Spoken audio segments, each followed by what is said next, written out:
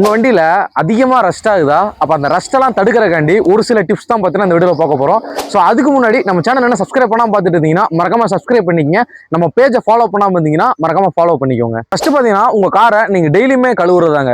So என்னன்னா டெய்லியும் கழுவி சுத்தமா வச்சுக்கிறது தப்பா அப்படின்னு கேட்டீங்கன்னா தப்பு தான். நீங்க டெய்லியும் வண்டி கழுவும் போது பார்த்தீங்கன்னா அது நல்ல தண்ணியா இருக்குமா உப்பு தண்ணியா இருக்குமான்றது தெரியாது. ஸோ ஒருவேளை சால்ட் வாட்டர் அதாவது உப்பு தண்ணியா இருக்கு போர் தண்ணி தான் கழுவுறீங்க அப்படின்னா உங்க வண்டியில இருக்க பாடியில பார்த்தீங்கன்னா ஈஸியாவே ரஸ்ட் ஃபார்ம் ஆயிரும். ரெண்டாவது விஷயம் என்னன்னு பார்த்தீங்கன்னா உப்பு தண்ணி கலந்தனால பிரச்சனை மழை பெஞ்சா நான் அப்படியே விட்டுருவேன் அது பாட்டுக்கு புது வண்டி மாதிரி ஆயிரும் அப்படின்ற மாதிரி நிறைய பேர் பண்ணிட்டு இருக்கீங்க.